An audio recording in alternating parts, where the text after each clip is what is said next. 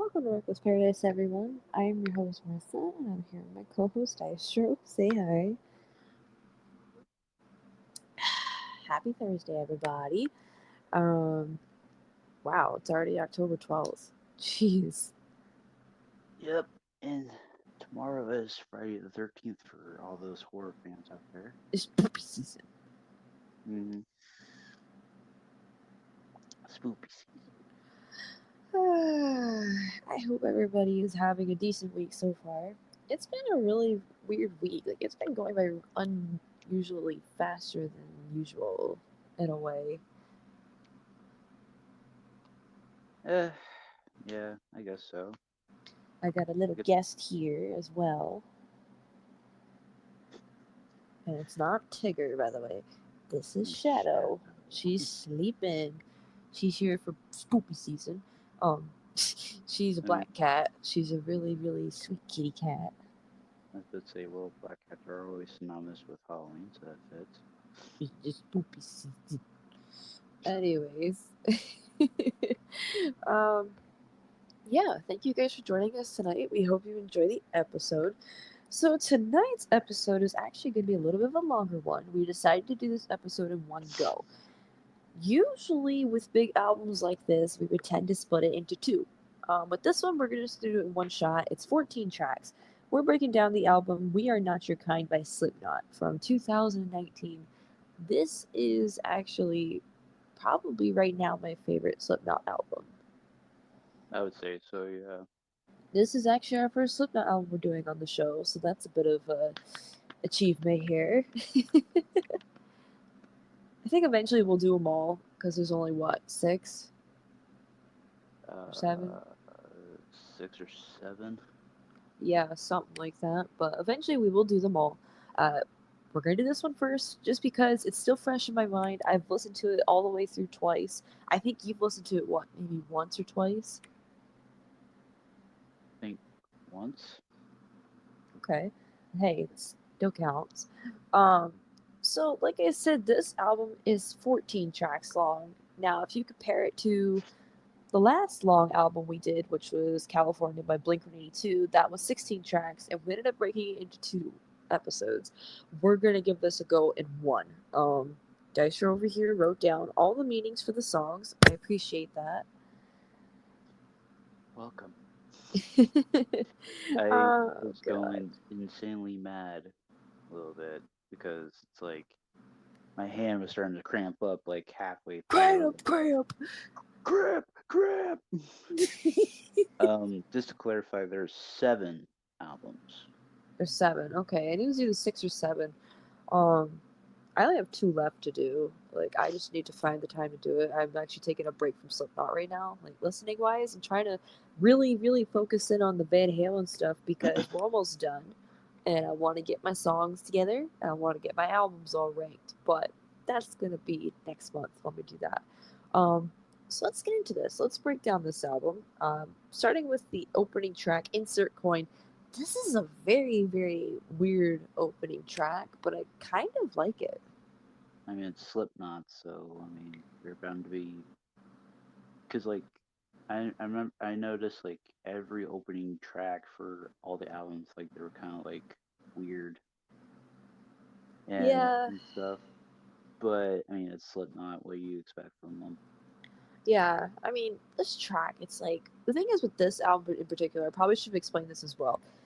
This is a very, very experimental album for Slipknot. Now, someone I had talked to had told me this is pretty much considered like the Dark Side of the Moon for Slipknot.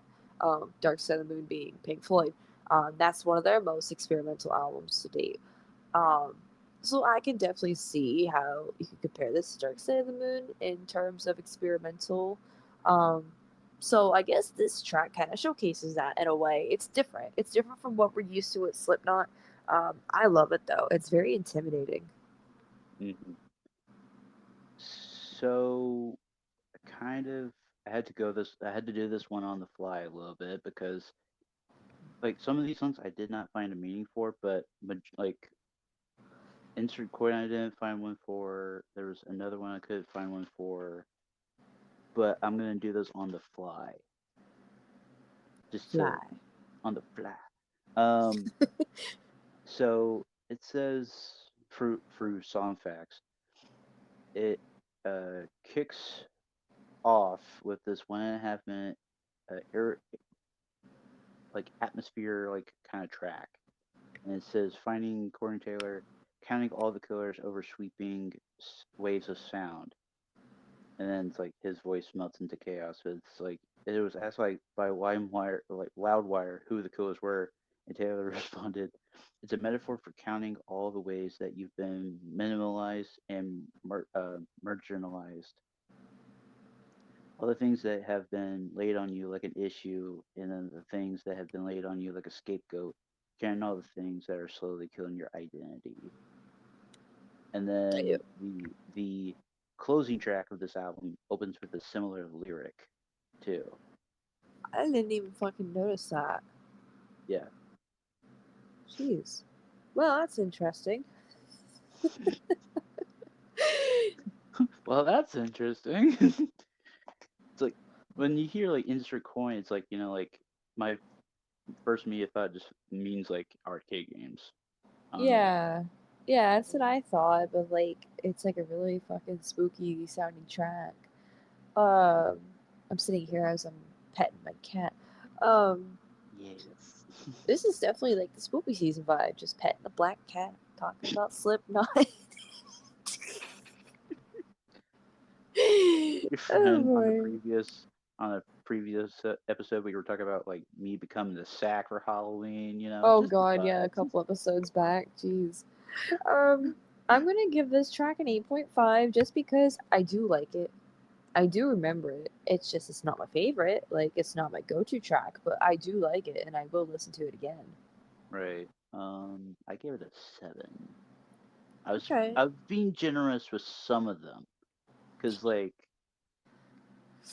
there's gonna be more well-known ones that I know over others. Like okay, well that one's like a 10 out of 10 or something like that. But it's like some of these like I'm gonna be kind of generous about. Yeah, So I gave it a 7 out of 10. that's all right. Okay, so track number 2, we go into Unsainted now. This is a track I feel like everybody should know by now. Um, very, very good track. It's like it gives me chills every time I hear the opening part of this track. With the ladies, the Yes. Yes. Hmm. I think it is a really good like second track of their like album. Of course, it's like it's very well known with a lot of people, obviously. Yeah. Plus, you see like a lot of new masks in this one too. Yeah. So what did you get for a meaning for this one? So this one says Corey's lifelong struggle with religion and his search for personal meaning. Huh. Okay. Like now that I think about it, like I think about like I'll never kill myself to save my soul. Hmm. Like I think about that and like maybe he is right. Like maybe that is what the song is about. Could be like because like a lot of bands nowadays they're not shy to speak about religion and stuff like this. Yeah. And sometimes that's a good thing, to be honest. Like Yeah. we've mentioned a lot on the show. I kind of like when bands talk about common day problems, like modern day issues in the world, like Billy Talent, for example. Um, I like that. I really dig that, and I feel like this is kind of a way of Slipknot doing it too, in a small sense, not overwhelmingly sense, but hey, I'll take it. It's a good song. I feel like it's like one of the best well-known tracks from this album, next to track number 5. Um, but yeah, I'll give it a 10. Like, can't beat that. Yeah, I give it a 10 out of 10. Good. Whew. Track number 3 was Birth of the Cruel. This one I don't remember for some fucking reason. I don't know what it is. So there's a long meaning for this one, so stay with me, I guess. Okay. It's centered on a transformation the singer has gone through. It is premised on the idea of him having suffered some type of abuse in the past. Many people believe the foundation of this song is the well publicized depression which Corey admitted that he suffered a couple of years back. However, the way the song is worded seems as if the source of his angst is actually externally based, excuse me, externally based, due primarily to being mistreated by people. Oh, okay. Yeah, that makes sense because if you're like a hardcore Slipknot fan and you've like really, really studied into the group, you would know that Corey Taylor has a very, very dark past. Um, Man, like I can't even begin to explain like how bad his past was, with abuse and stuff and substance abuse and stuff like that. But it seems like Corey is in better spirits now. Yeah, I mean, he's got his like solo project and stuff like his solo project's doing pretty good. And He's got his wife, he's got his kid. it's so uncanny that his kid looks exactly like him. It's so I uncanny. know freaking Griffin looks identical. He looks more like Corey Taylor does, and Corey Taylor looks like Corey Taylor. It's fucking funny. Like I saw this like one video where it's like Corey was like sipping coffee and like the camera kept going back to Griffin, like eating, and he kept making weird faces, like he kept blinking, and like, I think I've sent it to you before. Hmm. Yeah, you have. He's like, "What the hell is in this coffee?" Oh my god! But yeah, that's actually interesting. I might have to go back and re-listen to that song just because of the meaning you just explained. I might have to go back and listen to that in a little bit. Sure. I gave it an 8.5, I guess, at the time of me listening to this, because what I did is I re listened to this album and I ranked the songs as I went. So at the time of listening to this song, I gave it an 8.5, just because I believe I kind of liked it at the time. But right now, I don't remember how it sounds. I gave it 8.5 as well. Okay, that's good. Excuse me. So track number 4 goes into Death Because of Death. This is a very interesting song, I guess. Um, I do remember listening to it. I wasn't too fond of it. I know that. Right. I mean, like I said, I'm gonna be generous with some of these Yeah, because it's like I don't want to be like, oh, well, this is like, this is a four because like I didn't really like it or something. It's like no, it's like I gave it a chance and I'm like, okay, if it's not my cup of tea, like I mean, I'll listen to it, but it's like I won't go back to listen to it. it's not like a favorite, you know. Yeah, but there's some background on this, and this comes from Jim Root. Ooh, okay. So he said this is another one from the mind of Clown. While we were tracking in the other room, he was just diving really deep into this stuff. Death Because of Death is an example of Clown's talent. He's an amazing songwriter, so he wrote this song. And I don't think he gets a lot of credit for being such. There's a couple of songs here that come from his brain, heart and soul, which are probably some of the best songs on the record. That's what Jim Root said. Oh, okay. That's interesting, I guess. Yeah, Man, I feel like Jim Rue is like so heavily underrated. Like, I feel like hardly really anybody talks about him. I mean, it's like when, I had said this to you before. Like when I was getting my haircut like a few weeks ago, it's like the way my hair was super long and stuff. I looked like Jim Root from the side. You should have been Jim Root for Halloween. It just, I mean, I got the beard for it. I got the hair for it. So You should. the thing is, There's your costume. I gotta find a mask for it too. Just paint your face that looks like it. Yeah, true. Like You could it's like always improvise. yeah, true. I gave it a 7 out of 10. I did too, actually. I gave it a 7, right on the dot. Cool. So not far for there. All right, so track number 5 is the other well-known track on this album titled Narrow Forte. I think I'm pronouncing it right. um, I think Nero Forte. I think that's how you say it. But I mean, Close could be enough. either or, whatever. So this track I know very well. Obviously, it's actually one of my first Slipknot tracks I heard when I was getting into them a few years back. Hmm. Um, it's one of those songs where I've played it a lot, and I mean a Right. lot. I do like it though. I'm not gonna lie. Did you find a meaning for this one? So I kind of had it was a kind of like a history lesson for me, kind of.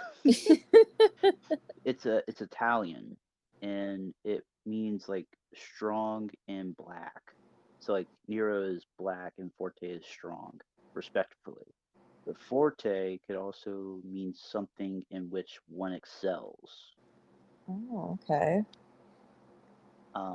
But like that was like kind of like it. There was nothing like else like besides that. And I remember another YouTuber, him and his friend, they were listening to that song, and they were saying "strong black man."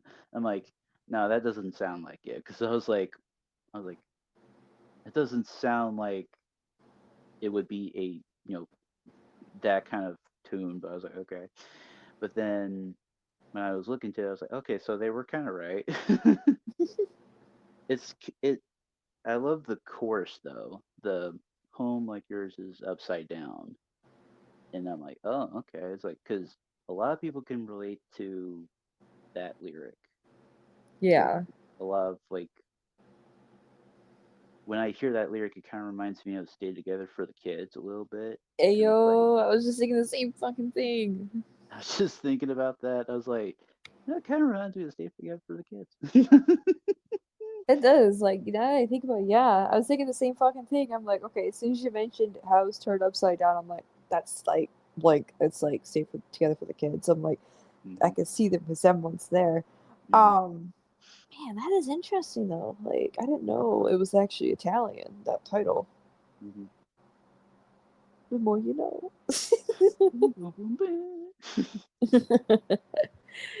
I gave this a 10, just because it's a classic. I played it a lot though, but I'm not gonna knock it down this time. I gave it 10 out of 10 too. All right, good. All right, so we're on to track number 6 with Critical Darling. Now, this is a new song for me. I actually really like this song a lot. This one I had played a little bit too, like you were saying about Neo Forte. Like I had played this like a little bit, not like too much, but just on the borderline of it's becoming like, oh, okay, I've overplayed it too much, but it's not there yet. I love the main part of it, the main verse, main chorus, or Critical, whatever. critical. I love that Like part. I think Corey's got some clean vocals in there too, which I Hmm. really like the clean vocals of that song in particular. Yeah, I love it.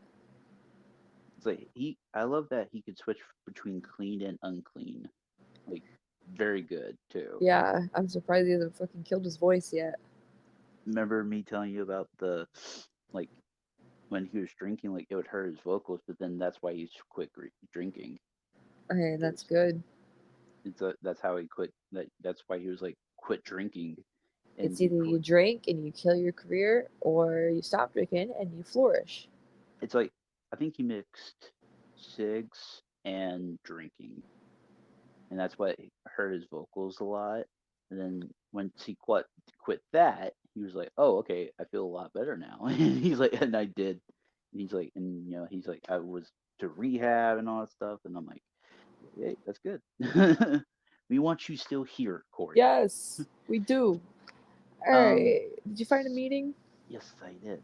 So this is about a person struggling to get by in a harsh and chaotic world. So basically, like Neo Forte in a sense. Damn, this is a dark album. I mean, shit. It, I mean, a lot of these topics have to do with like abuse, like maybe drug abuse, if somewhat, like like it's kind of like what was it? It's kind of like that one Foo Fighters album that we were talking about, um, like the latest one. It was like kind of like a roller coaster. Yeah, but here we are. hmm It was kind of like a roller coaster. This is kind of like their roller coaster, but it's just like it's taking its twists and turns every now and then. But it's kind of like a movie. Yeah. It's like you want to see them on the other side. Yeah. I gave it a 10. Yeah, I love this song. I gave it a 10. It's actually probably one of my favorites from this album. But there is a song later on this album which I really, really like. I wish I could have gave it an 11, but can't. That's not fair. Um, Track number 7, halfway through at this point, A Liar's Funeral. This one was okay. I guess when I was listening to it, I thought it was okay. I actually really enjoyed this one. Hey, that's good. Um, I didn't know if you had a meaning for it, or or in your own interpretation, I, what I it would. none of these I do. So Okay,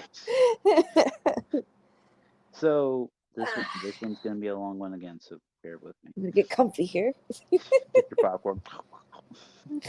So Corey seems to point his finger at the friends who look down on him for his depression, calling them liars, and advising the listener to never trust that type of people. Heard. This leaves him hopeless and makes him feel like the only way to make them happy is dying. By doing that, he's playing his part, that is to say, giving them what they really wanted. Oh, okay. So that's why there's like a whole bunch of like the screaming liar and shit like that. Mm. Okay, yeah, that makes The sense. the never trust that type of people part of the synopsis that I did. It's like you can take that in any which way or form with that too. Like it's like the the last so like Neo Forte, Critical Darling, and Elias Funeral. It's kind of like a three-parter, sort of like I should say like in my terms like a mini series on like a movie or something. Yeah, I get that. And I kind of like resemble with this in a way because like I've been lied to before and stuff. Me too. And well, yes, I know you more than any of us. Lies. Lies, lies. No, but they just splice that in. God damn it, no. But like a lot of people can take this like with a grain of salt, Hmm. and they could just use it in their own way, which I kind of like that. Um, but for me, I gave it like a 9.5. I really enjoyed it. I might have to go back and listen to it. At the time of me listening to this, I gave it an 8. Um, I actually really don't remember the song very much right now as I'm sitting here, but I will definitely go back and listen to that one as well as what was it? Birth of the Cruel? Yeah, that was it. The cruel, birth the cruel. Track number 8, we go into Red Flag now. Speaking of Red Flag, Billy Talent, they released a song too. It's funny because in my head I was thinking, okay, do I like this one or do I like Billy Talent's Red Flag? Unfortunately, it seems like Billy Talent is the winner here. Though I do not hate this track. I guess when I was listening to it, I didn't hate it at all. It's kind of the same situation with A Liar's Funeral. I don't remember at the top of my head. But did you find a meaning for this one? Yeah, it serves as a rallying cry for those who refuse to conform to social norms. Why is this literally the same fucking meaning for the Billy It, Talent one? I think it is. What the fuck? I think it could be. Billy Talent did it first, though, so I mean, yeah, but I'm suing. copy strike on Slipknot right now.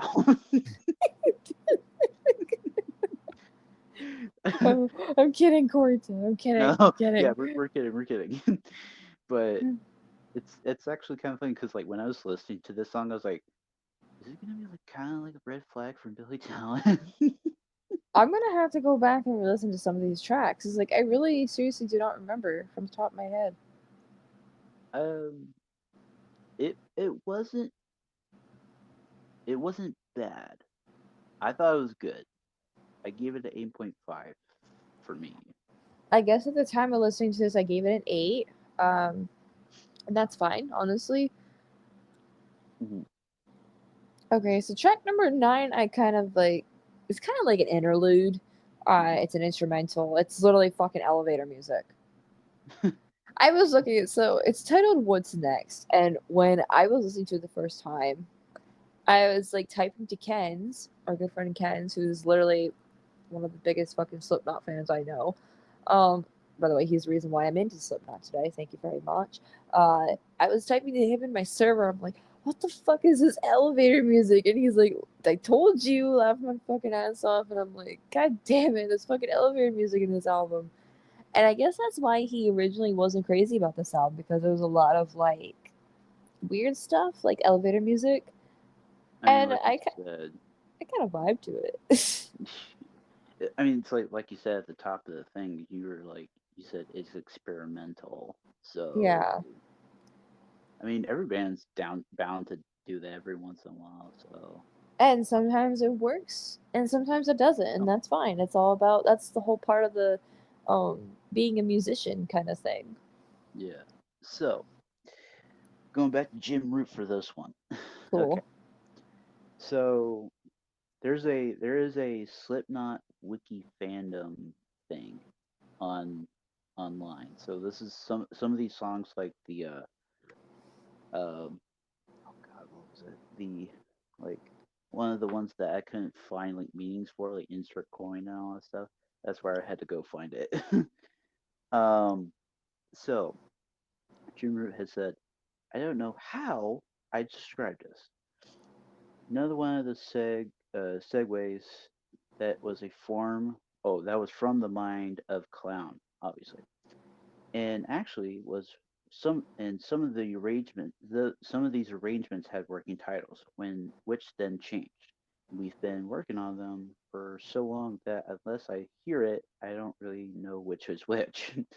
You get used to something being called a certain name for 2 years and then it changes and you're like, what song is that now? And the there's a demo version of What's Next featuring vocals was featured on Not Fest Slipknot Volt Time Travel. So there's And a version with vocals. yeah, there is a version with vocals Hmm. Wow. because Elevator music with vocals. the ending has those spiders are here to take me home go and then it goes right into spiders. Oh. Why the fuck have I not noticed that? Fuck, we need to go find it later. Fuck. I'll go find it later. You better listen to it and tell me how you think. I, I gave it a 7 out of 10. Like I said, I'm just being generous. I gave it an 8. Elevator music. And so there's it's 53 seconds for the album version, but it's a minute for the demo version. Okay. I actually, I've been really putting off like listening to demos of songs. Like I know Def Leppard has demos of their songs. Billy Talent definitely has demos. I've only heard like one demo, and it was Try Honesty. Very fucking cool. I need to get into like the demos for Slipknot. I don't know if Van Halen has demos. I don't know if Blink has demos. But I do know that Billy Talent and Def Leppard have demos, and I need to get into them. Like I know they did some for slang. I Hmm. remember that they did some slang ones. But then Billy Talent did some for the self-titled album. They did some for Billy Talent 3, and they did some for Afraid of Heights. I don't know about Billy Talent 2 or Dead Silence. They did not do any for Crisis of Faith, which kind of sucks. I kind of wanted some, but who knows? Who knows? But anyways, back to Slipknot. Yeah, that is cool. I didn't know Slipknot had demos of their songs. I'm gonna have to go and look into that. Hmm. All right, track number 10, Spiders. I fucking love this song. This song is like, it screams Halloween. When I hear spiders now, it reminds me of the System of a Down song "Spiders." Oh, God. Spiders. Spiders. Um, Yeah, I loved this song from the first listen. And when I first heard this song, it really took me by surprise. It's one of those moments where your mouth just drops open. It's a very different Slipknot song from what we're used to. It's all clean vocals. There's no screaming from Corey, which is kind of cool. I like clean vocals for the most part. Very spooky, spooky vibe. I love like the backing vocals on this as well. Towards the middle of the song, it's like ooh, goosebumps. Um, did you find a meaning for this one? Yeah, so I actually found a meaning, but then there's a background with Jim Root talking about it too, so I'm gonna do that too. Okay. It is a song that uses a lot of high-ended metaphors to the point where some listeners may deem it be indecipherable. It's a metaphorical representation of the hardships of life. That's what I found for the meaning.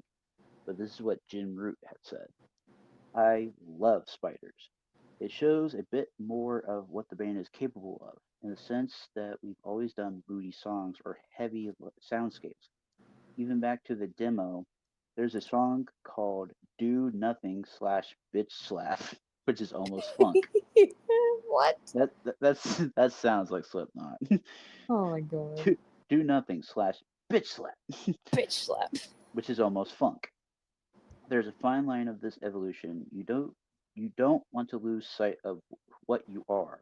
But Spiders shows that you don't always have to paint the same color. Plus, I got to play a wacky guitar solo, which is fun. And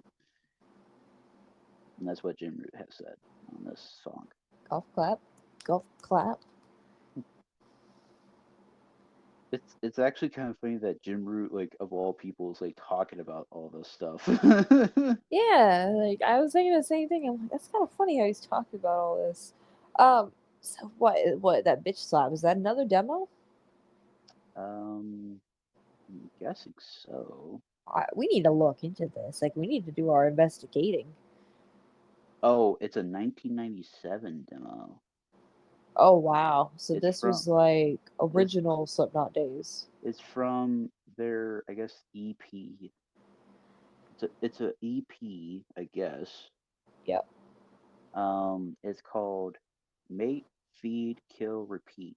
Yes, this is when they had the other vocalist, original vocalist before Corey came in. That is crazy. Wow, we're It's gonna funk. have to get into It's this funk metal. funk metal. Okay.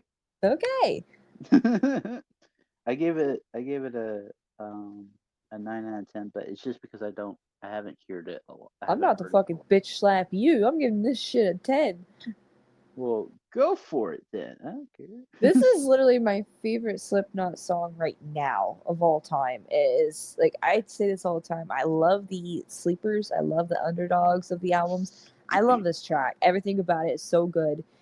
It's like very unique, and I love it. I think Slipknot did very well, considering this is experimental kind of track. I think it did perfect. So it's a 10. Moving on to 11 with Orphan. This is another good track as well. I remember listening to this track as well. And I think Ken's was the one that said he really liked this one as well. Very, very good track. hmm Yeah, this one was like another personal favorite of mine too from this album. Good.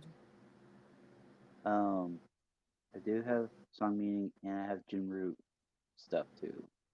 I feel like if you have Jim Rue, I feel like we should just stick with him because he's like Okay, the yeah, that's fine. actual member. So this is the background on it. So this is again a demo that came from my garage. It's a metal banger. Oh, When we started talking about this record, there was a point where I was pretty insecure about all these arrangements, and I didn't think we had much to work with. You get those blocks, but that's the beauty of collaborating with people. I watched the Freddie Mercury movie, which I know what he's talking about there. And there's the section where he separated from the band, and then he went back and was like, the problem with the band is that they did everything I wanted. I can relate to that. I need people to bounce ideas off of that helps me take things to other places. And that's like the background on this Wow. song. Okay. So it's kind of like somewhat feeling left out in a way. I guess that's what he's trying to get at. It's kind of like dealing with inner turmoil within a good group Yeah. in a way. Yeah. I can see that. Damn. Like I think a lot, like a majority of these sound like they're demos. Like they were like demos from either an old album or just hidden stuff that never got published, and they picked it back up in later years and tried to do something with it. Um, that's pretty cool. I've seen a lot of other bands do the same thing. Like they'll put down a song for a while, like Mhm. they'll like leave it off of the current album they're working on, and they'll work on it in the next album or two. For example, Def Leppard did that. They did that with trying to think. I think they did that with Tonight. Mhm. With the song Tonight, they started working on it during like I think it was like Hysteria days, this Hysteria era, which was like 87, 88. They put it down, didn't pick it back up till 91, 92 for Generalized, and then put it on a Generalized. So again, with Slipknot, they kind of did the same thing in a way with this, what it looks like, based off of what Jim Root was saying. They had started working on it in previous years somehow, put it down and picked it back up years later for another album, and they put it on the album, and it actually works. It sounds really good. Mhm. I gave it a 10. I gave it a 9 at this time, just because I need to listen to it a little bit more. But I feel like this song has potential to grow, just like Spiders. So I think it'll eventually be a 10. But for now, I'm going to give it a 9, just to be fair. Right. Yeah, I'm just gonna go with Jim Root for the rest of this thing because like I don't want to keep going back to my notes and getting going back and forth and stuff. So I'm just gonna stick with Jim Root for the rest of this thing. He's the man. Okay. All right, track number 12. We have three tracks left. This one's titled My Pain. Um, and this one sounds very depressing, just from the title. Pain, she loves me, wants me to be less scared, more free, to feel more pain. I remember this one. Now you just said the lyrics. So again, this is what Jim Root has said.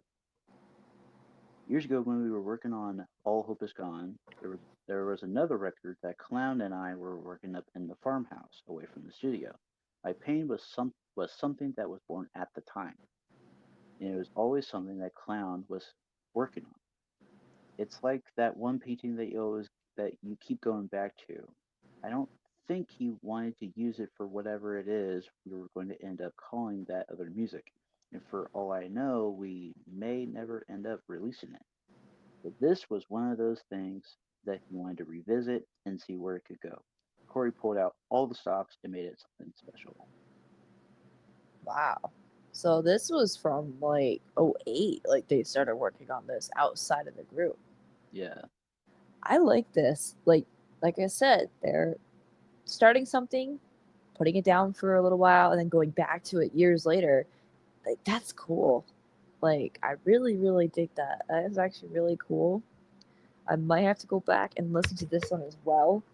Um, but now that you mentioned the lyrics, I kind of remembered a little bit. Very depressing song. I know that. But man, that was cool. Like Jim Root and Clown were working on this during the All Hope Is Gone era. Yeah. And it's kind of cool that Clown is getting a lot of love in all of these background things.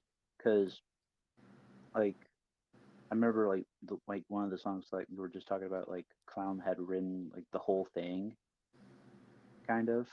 Mm-hmm. I was like, oh, I was like, hey, look at that! Like, Clown is actually a songwriter. Like, they Yeah, didn't get the credit for it sometimes, that's but cool. like, there was like, Jim Root, Corey Taylor, and Clown, like, they writ this whole album. So it's Wow, like, I was like, that's kind of cool. that is very cool. Go, Clown! Yeah, go clown. I guess at the time of me listening to this track, I gave it an 8, but I am definitely gonna go back and re-listen to it. Oh, I did too. I gave it an 8 too. Okay. Track number 13, we are on Not Long for This World. Man, this fucking sounds depressing too. What the hell? Cutting or scratching. The scar of the same. Damn.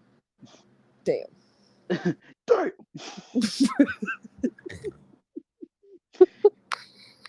Okay, so there's a background featuring Jimmer, obviously, but then there's a song meaning under it. So Okay. Jimmer said, "This is one of my favorites. The guitar riff behind the vocals has this vibe to it where it's very melodic and airy and open, and then it breaks down into a typical Slipknot thing. I just love the way the vocals and the riff work together, which they kind of do. Like They kind of do. I kind of like that. Um, and then the song meaning. Not Long for This World mainly talks about Corey Taylor hurting himself and feeling like his life is not going to last much. While he recognizes all this is just a difficult stage, he pleads to a certain someone to let him die, feeling that he has lived what he could and saying he's already through with life, stating that living never felt so bad. Oh. It's like you can feel like the weight like in the room sometimes when I guess like when they recorded this song, you could just feel Corey's like vocals. Like you feel like he's been through so much. Like Yeah.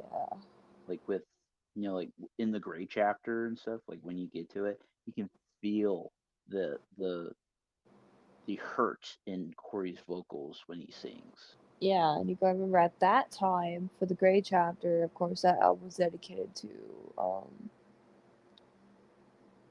what was it? What the fuck is his name? Man? That was I'm tired. Don't mind me. At that time they had just lost a band member. I think it was number two. He was like number two. Like you know how all the members have like numbers and stuff. Yeah. Paul Gray, that's who it All good. is. Yeah, they just lost him. So at that Yeah. time things were dark, and I Yeah. believe Joey had also Joey left the Jordison. band. Yeah, Joey had also left the band. He didn't die yet. He didn't die till 2021. Mm-hmm. God bless him. Yeah. But yeah, at that time he left as well. So it was a dark time for the band at that point. But we'll get to that. I gotta listen to that album yet. But um, damn, that is a dark fucking song. Mm-hmm. It's like all these songs, they could be taken any which way. Like Yeah.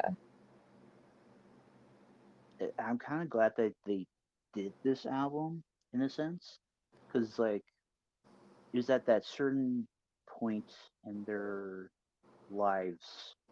Well, I guess in Corey's life as well. Um, like he's been through so much, and he wanted to put pen to paper, You and wanted to reflect on it. yeah, he just wanted to reflect on it and just be like, look, like yeah, I've screwed up many times and stuff, but it's like I'm still here today and I'm gonna show what I can bring to the table.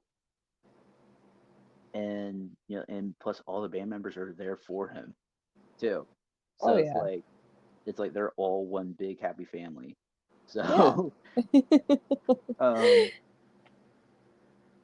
uh actually like I actually enjoy this one too. Um I gave it an 8, but if I re-listen to it, probably it would give it like I'll bump it up or something. But I gave it Yeah, 8 at this that's point. what I was thinking too. At the time of me listening to this album, I gave it an 8. Like you said, I think you just need to listen to it a couple more times.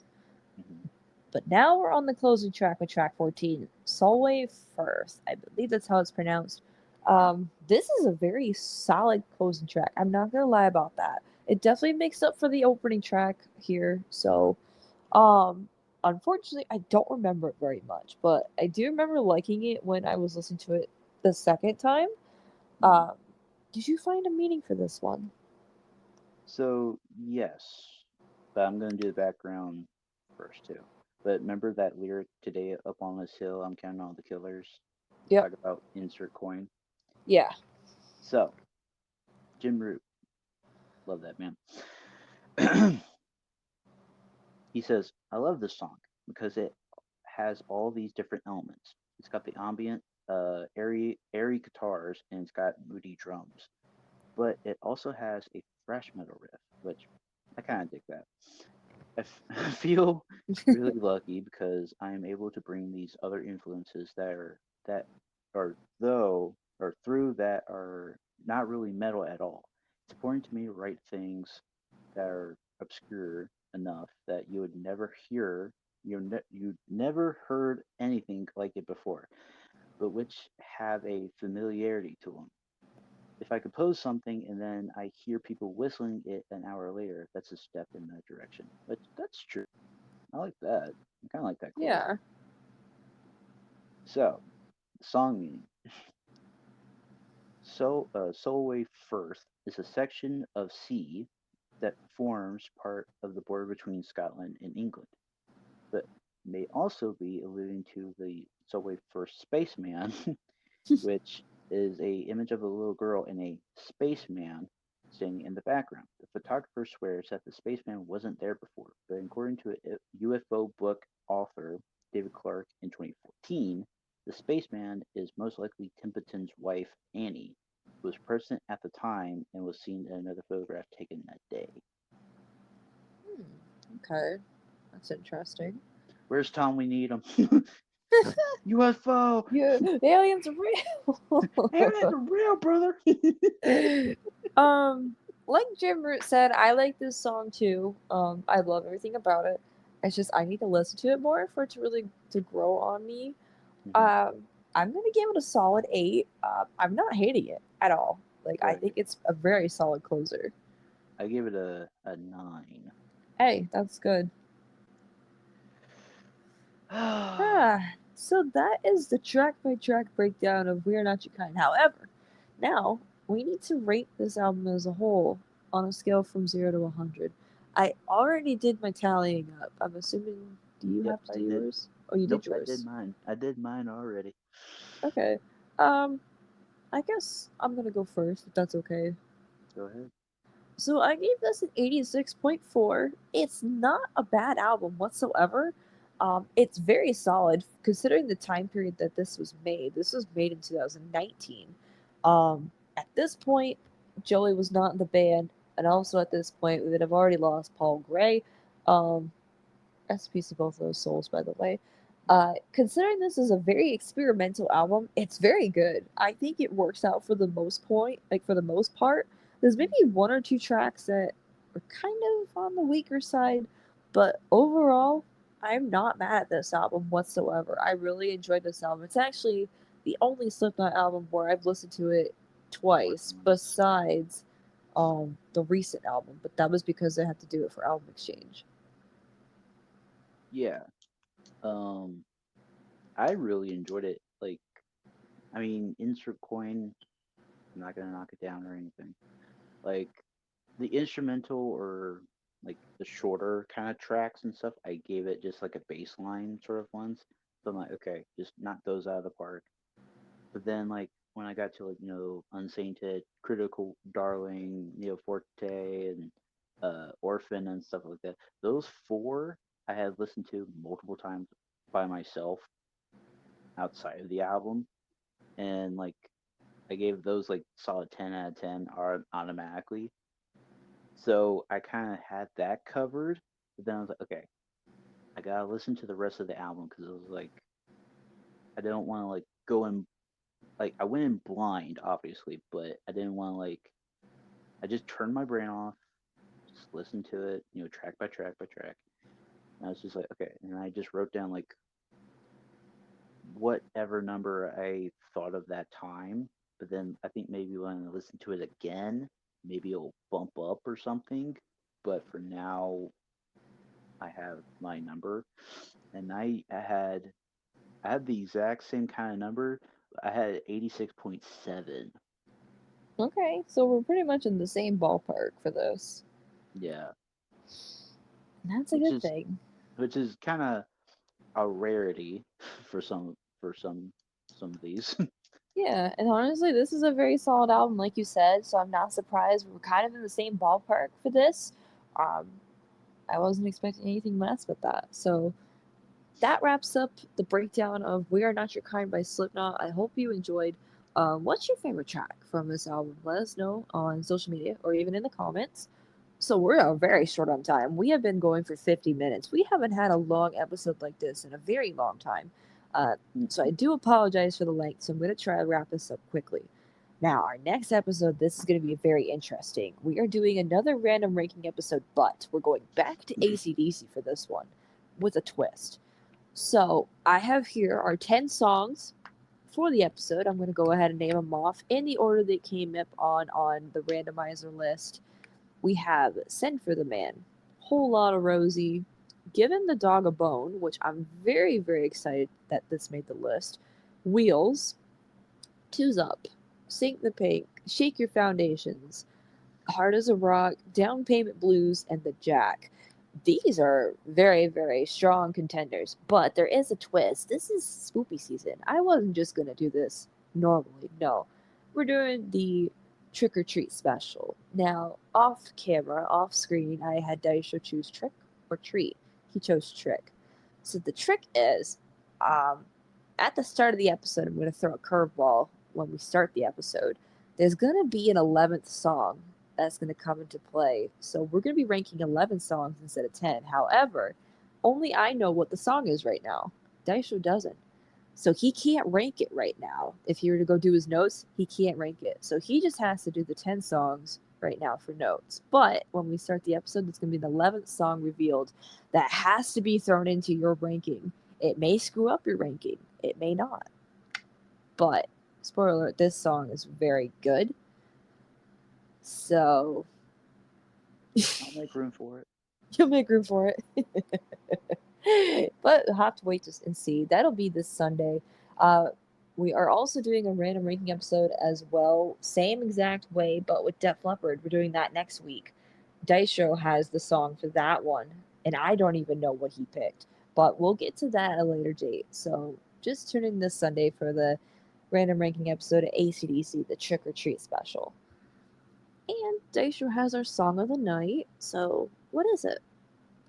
So, since we're on the topic of Slipknot, I mean, kind of figured I'd just go with the Slipknot song since it'd be Okay. kind of easy. Um, I'm gonna do I'm gonna do Unsainted, Ooh, okay. A and very solid track. yeah, that one like the video for it is just fucking weird. I'm gonna put the video, I think. Yeah, the video is like that's what like it's got like I don't know how many views now, but it's like 140 million views. okay, yeah, so Jesus.